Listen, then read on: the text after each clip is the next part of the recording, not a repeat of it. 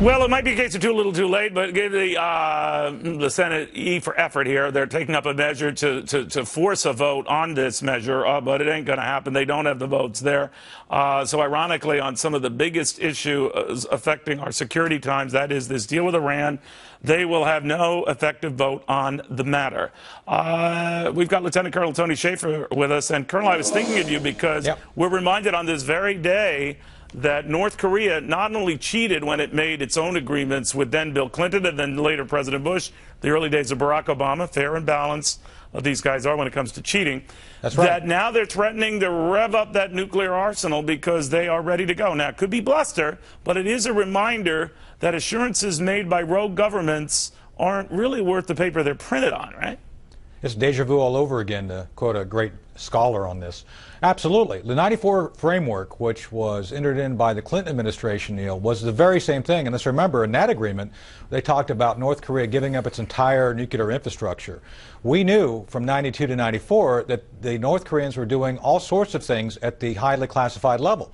So my fear here, Neil, based on a lot of reporting coming out recently about intelligence being cooked, we may well know the Iranians are up to no good, have completely avoided telling Congress that. By the way, I don't mean to jump on you, but it just seems a little disjointed. I want to explain to viewers at home, Tony. We are showing headlines at the time of that North Korea deal. If it does seem, to your point, a little deja vu-ish, that's not by accident, but they were being heralded and praised in the press at the time. I'm sorry for interrupting you. Go ahead. Yeah. So, you're absolutely correct. I'm glad you did it, because what I'm saying is that it's all very eerily similar. And by the way, the same basic negotiators who negotiated the 94 deal are the ones who negotiated this deal. I mean, the same people.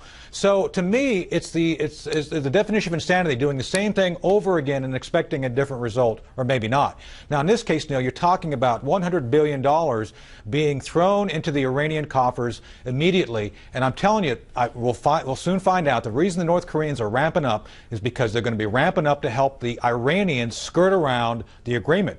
This plutonium thing they're about to do, I swear to goodness, Neil, I can't prove it, but just based on what happened last time, the North Koreans are going to help the Iranians get around the deal so they can move forward with the nuclear program because they already have a joint effort. It's just a continuation of the same thing. I could flip it around with you, my friend, because I'm the numbers nerd here and all about money, as you know, callous and plastic and shallow. My career is built on it.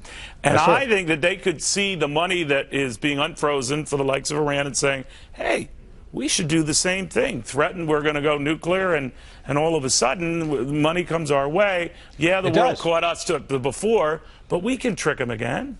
What do you think? Absolutely. Oh, it's all about, this is the issue with North Korea. The one thing they completely lack, Neil, is hard currency. They have none. They are the biggest black market mafia organization on the planet because they do anything they can to make money for the great leader. We've known this, we've seen this, and of course the Iranians are going to have a great deal of hard currency. The North Koreans are always after hard currency. They're always chasing it. So anything they can do to include walking up, threatening the West, like they did last time. And again, to your point, they did this under the Bush White House as well. The Bush White House gave in several times, gave him money, helped build him stuff, build him reactors and all this, and of course it got us nothing. So again, if we're dealing with a rogue regime like North Korea, like Iran, there's no reason to believe there's going to be any sort of agreement that they stick by. This is completely insane. Amazing, amazing, amazing. But Tony, I'll give you credit. You warned us. Tony Shaffer, Lieutenant Colonel, he's done so much for this country. We appreciate that. Well, thank you, Colonel.